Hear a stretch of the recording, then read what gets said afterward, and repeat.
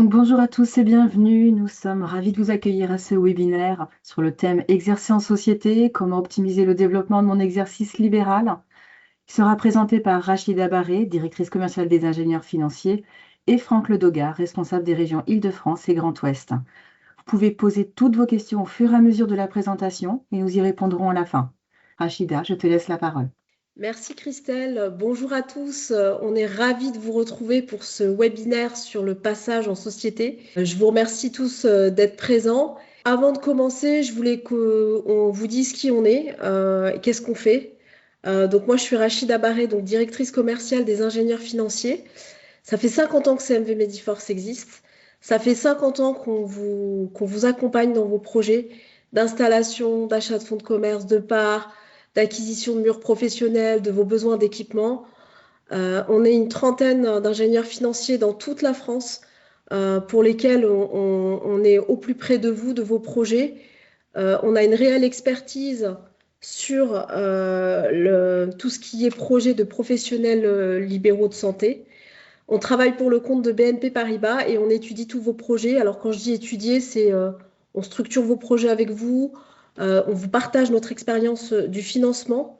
Donc on va parler aussi avec vos experts comptables pour bien ficeler votre dossier et faire en sorte évidemment de le concrétiser via BNP Paribas. Donc il faut savoir qu'en 2025, on a eu 1,2 milliard de projets étudiés et on en a financé à peu près 700 millions. Donc n'hésitez pas, en tout cas, si vous avez des projets à nous solliciter, on est présent dans toute la France. Vous avez des responsables de région qui sont à votre disposition pour vous accompagner dans vos projets. Donc n'hésitez pas. Maintenant, je laisse la parole à Franck. Merci. Bonjour à toutes et tous, je me présente, Franck Ledoga, responsable du réseau des ingénieurs financiers pour les régions Île-de-France et Grand Ouest chez CMV Mediforce. Nous allons donc entrer dans le vif du sujet de ce webinaire et je vais à présent vous présenter l'intérêt qu'il y a à passer en société d'exercice libéral. Pour commencer, je vais tout d'abord faire un point sur la situation d'un professionnel libéral au BNC. Le statut de professionnel libéral au BNC présente certains avantages, mais il a aussi de forts inconvénients. Parmi les avantages, donc partie gauche de la présentation, tout d'abord, l'installation en mode d'exercice au BNC est relativement simplifiée dès lors que vous respectez les exigences des instances ordinales dont vous dépendez. Dans un deuxième temps, vous avez toute liberté de décision et d'action dans votre pratique quotidienne et dans la gestion de votre activité, puisque vous êtes votre propre patron. Ensuite, vous bénéficiez d'un mode de comptabilité simplifié, puisque la 2035 est un formulaire qui ne reprend que les dépenses et les recettes et ne nécessite pas forcément l'intervention d'un expert comptable. Nombreux sont les praticiens qui aujourd'hui assurent eux-mêmes leurs formalités comptables. Et s'il est un avantage fort dans le statut du BNC, c'est la transparence juridique, patrimoniale et fiscale du statut qui simplifie considérablement le fonctionnement du compte professionnel. Par exemple, si vous souhaitez faire un virement de votre compte professionnel vers votre compte privé, il n'en découle aucun formalisme fiscal et vous êtes totalement libre de disposer de l'intégralité de la somme virée. Tournons-nous à présent vers les inconvénients et les limites du statut de professionnel libéral au BNC. Dans un premier temps et en premier lieu, on va s'intéresser au développement de l'activité. Le développement de l'activité génère de facto une augmentation du BNC et donc de l'impôt et des charges sociales. Le professionnel se trouve rapidement pris dans une spirale qui consiste à travailler plus, non seulement pour gagner plus, mais surtout pour être capable d'assumer l'impôt et les charges sociales qui augmentent du fait du développement de l'activité.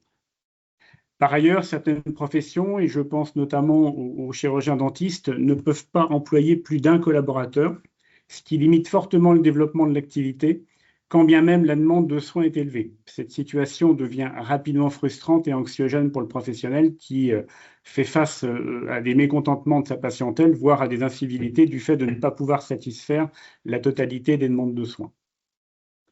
Se pose ensuite le sujet de la cession de l'activité. Que vais-je pouvoir faire de mon activité lorsque je vais prendre ma retraite, par exemple? Les professions de santé au BNC exploitent un fonds libéral qu'il n'est pas toujours facile de céder partiellement ou totalement, et notamment lorsqu'arrive l'heure de la retraite. Aujourd'hui, la grande majorité des fonds libéraux médicaux ne se vendent pas ou très peu. ou très peu cher en tout cas. Aussi se pose-t-on la question, comment puis-je valoriser le fruit de mon activité lorsque j'envisage de la céder ou bien lorsque vient l'âge de mon départ en retraite? C'est un point que nous développerons un petit peu plus tard dans la présentation. Autre inconvénient de taille, nous en avons déjà parlé, la fiscalité et le niveau des charges sociales non maîtrisables, et notamment lorsque l'activité augmente. Rapidement, la spirale qui consiste à travailler plus pour payer plus s'installe. Sans doute certains d'entre vous d'ailleurs la vivaient actuellement.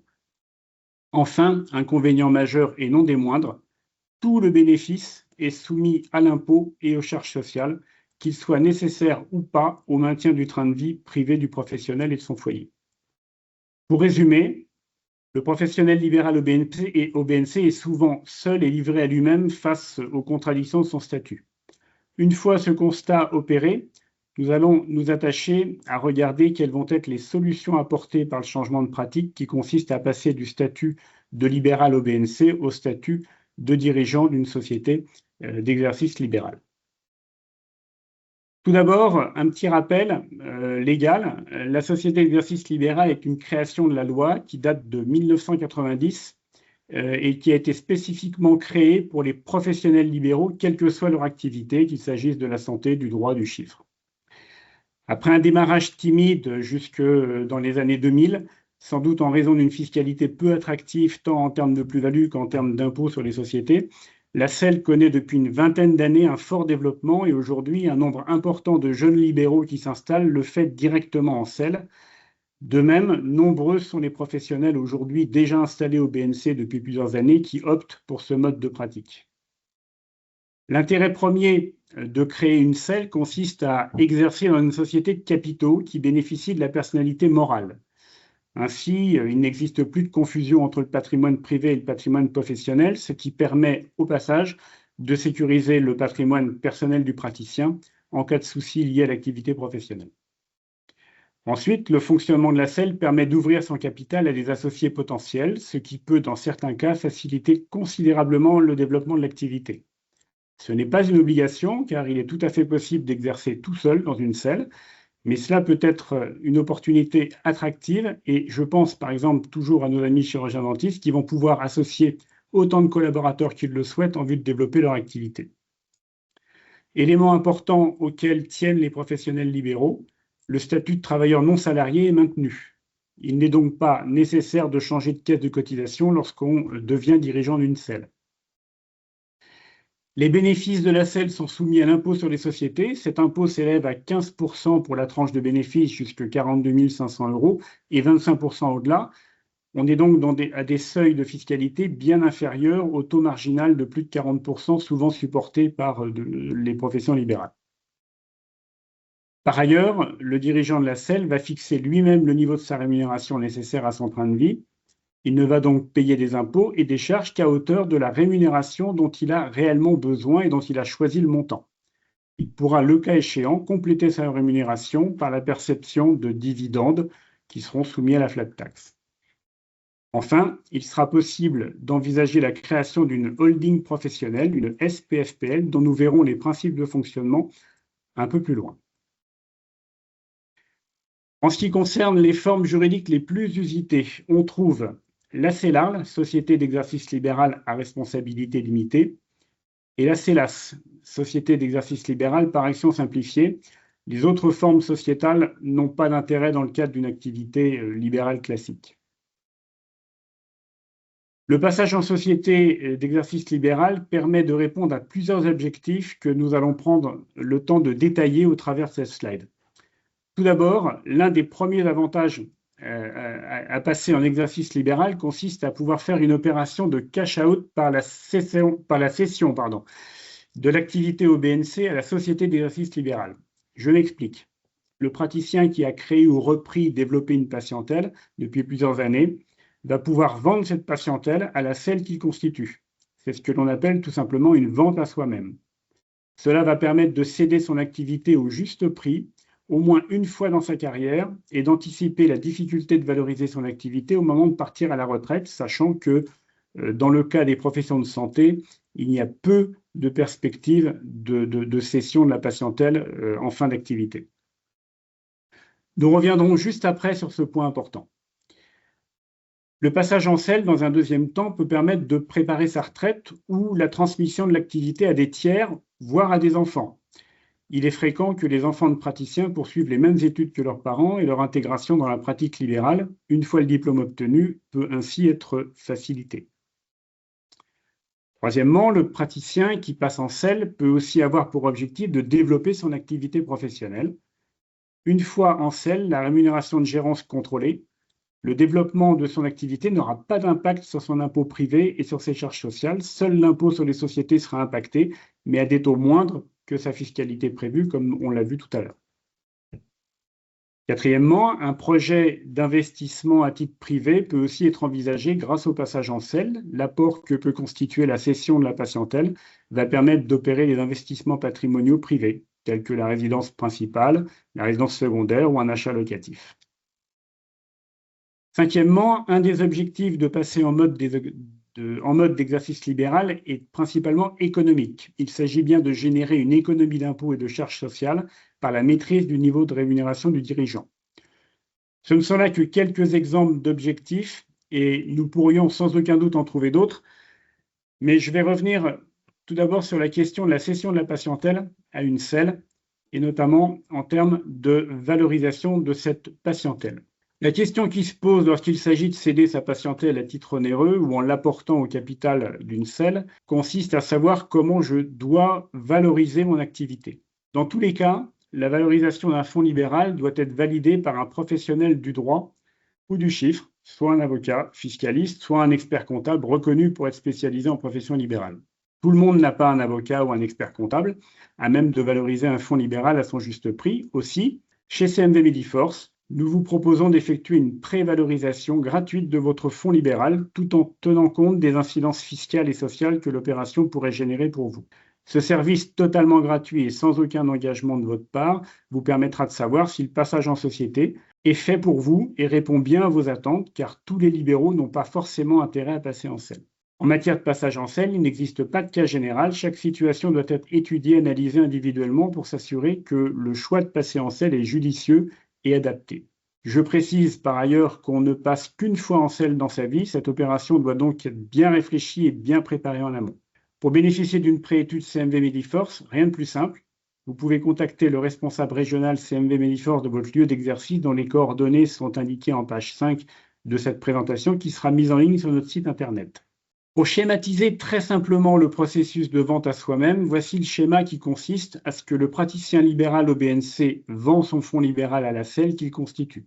La SEL va souscrire auprès de la banque un prêt permettant de financer jusqu'à 100% du prix de cession plus les droits d'enregistrement et les honoraires de constitution.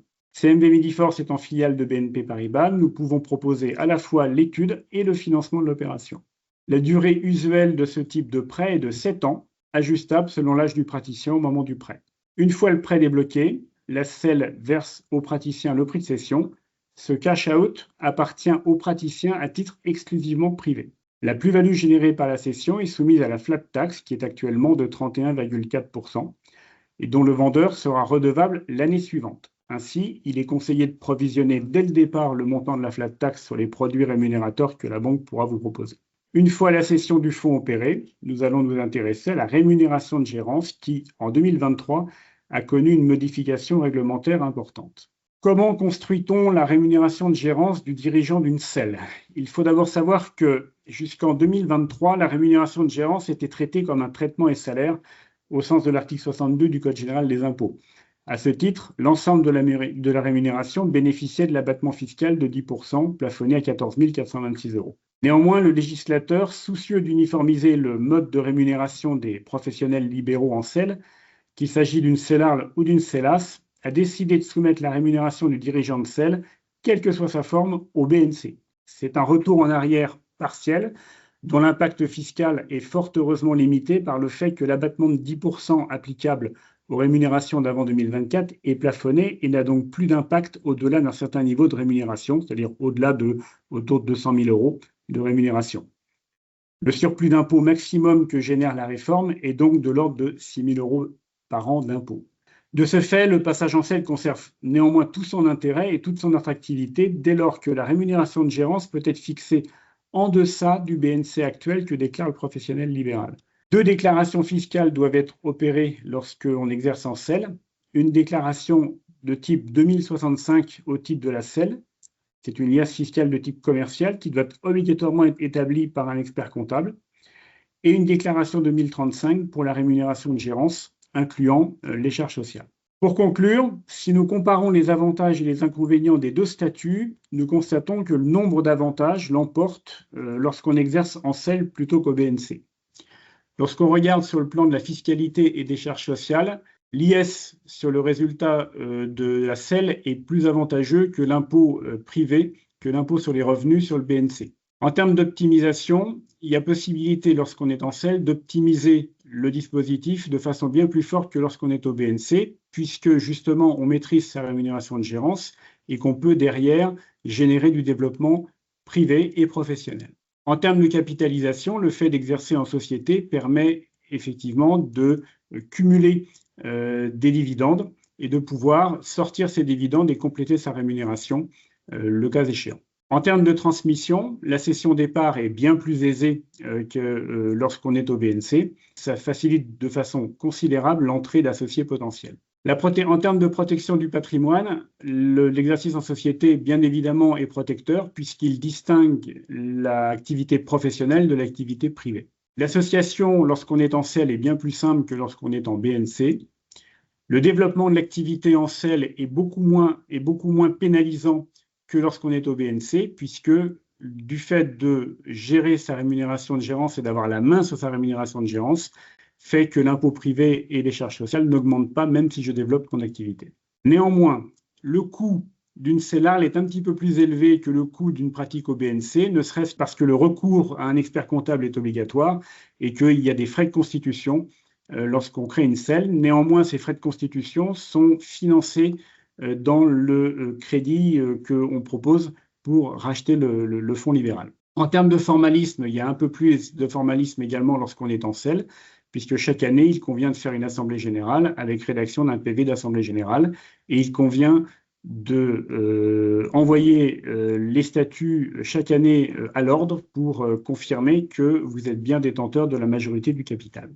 En termes de développement du patrimoine, en revanche, le fait d'être en SEL est un facteur beaucoup plus avantageux pour développer le patrimoine que de rester au BNC où il est peu facile de développer le patrimoine dans des conditions fiscales intéressantes. Nous allons à présent donc évoquer la seconde étape qui suit le passage en SEL avec la SPFPL, la Société en participation financière de profession libérale. Une fois le passage en SEL effectué, avec ou sans cession onéreuse du fonds, la loi offre au dirigeant libéral la possibilité de valoriser son activité une seconde fois en lui permettant de céder les parts de la SEL qu'il détient à une SPFPL, c'est-à-dire une holding à vocation professionnelle d'activité libérale. Le principe est assez simple. Le praticien vend tout ou partie des parts de la SEL qu'il détient à une SPFPL, laquelle récupère chaque année les dividendes que la SEL remonte vers elle afin de rembourser la dette qui aura servi à acquérir les parts. Vous l'aurez compris, la SPFPL est une structure passive qui n'a d'autre vocation qu'à détenir pour le compte du dirigeant les parts de la SEL, bénéficiant ainsi de remontées de dividendes quasi exonérées d'impôts et de cotisations sociales.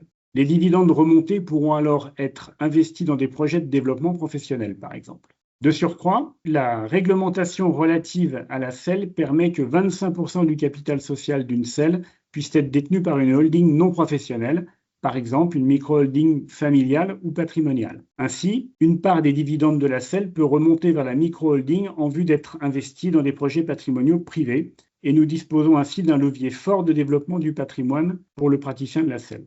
Dans ce schéma, CMV Mediforce réalise également des préétudes permettant de valoriser les parts d'une SEL en vue de leur cession à une ou des holdings. N'hésitez pas à nous solliciter dans les mêmes conditions que pour valoriser un fonds libéral.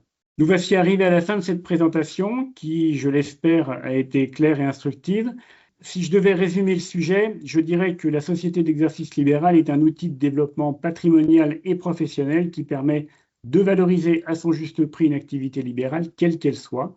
C'est aussi un moyen de limiter les impacts fiscaux et sociaux par la reprise du contrôle de sa rémunération. Pour savoir si le fait de passer en SEL est intéressant pour vous, une seule solution. Demandez-nous une préétude gratuite et sans engagement. Mes homologues et moi-même nous ferons un plaisir de vous accompagner dans ce projet en toute transparence et en toute sincérité. Je rends la parole à Christelle pour faire le point sur vos questions dans le fil de discussion, s'il y en a. Alors, on avait eu quelques questions préalables, je crois, concernant notamment les frais relatifs au passage en selle, puisque quand on passe en selle, il y a deux types de frais qui sont inhérents. C'est tout d'abord un droit d'enregistrement, qui est une taxe en fait que prend l'État sur l'opération de cession du fonds. Donc, ce droit d'enregistrement, c'est un barème qui va de 3,5 à 5% en fonction du montant et qui est entièrement financé par la banque lorsqu'on finance la cession du fonds. Donc, il n'y a pas besoin forcément d'avoir les fonds pour le faire. Et le deuxième point, ce sont les honoraires de constitution de la selle, honoraires que va prendre un comptable, un expert comptable ou un avocat, que nous finançons également. Donc, pas besoin de faire un apport lorsqu'on passe en SEL. Dans tous les cas, si vous êtes intéressé, n'hésitez pas, puisque l'objectif, c'est qu'on regarde au cas par cas la préétude de chacun des professions libérales qui sont intéressées. Et donc, soit vous avez le formulaire de contact via notre site CMV Mediforce sur lequel on peut prendre contact avec vous et regarder ensemble la préétude de passage en selle. On vous dira assez naturellement si c'est jouable ou pas, ou si c'est intéressant pour vous ou pas. Et de toute façon, si c'est intéressant, on vous expliquera pourquoi, et si c'est pas intéressant, on vous expliquera aussi pourquoi. Donc c'est important que voilà, cette préétude soit réalisée pour bien comprendre l'intérêt pour vous et surtout voir si c'est intéressant. Parce que l'objectif, évidemment, c'est que vous y gagnez quelque chose à faire ce passage en société. La deuxième chose aussi que je voulais vous dire, c'était qu'effectivement, on finance les frais annexes. Donc en fait, il n'y a pas besoin d'apport personnel en particulier comme un projet d'achat de mur ou d'installation. Là, l'objectif, c'est vraiment de regarder si c'est intéressant pour vous de passer en selle et c'est une opération financée à 100%, même à 110% si on rajoute les frais annexes. Donc voilà, faut pas hésiter à nous contacter. On est là pour ça. On a l'habitude de travailler sur ces projets-là. Donc voilà, faut nous contacter. N'hésitez pas en tout cas. Si vous n'avez pas de questions là tout de suite maintenant, en tout cas, n'hésitez pas à prendre contact avec nous pour voir si c'est intéressant. Bon, merci. Il n'y a pas de questions. À tous. Un grand merci à toutes et à tous pour votre participation. Et puis à très bientôt, j'espère, pour plein de préétudes. Merci Franck, merci à tous. Bon après-midi à tous, au revoir. Merci, au revoir. Au revoir.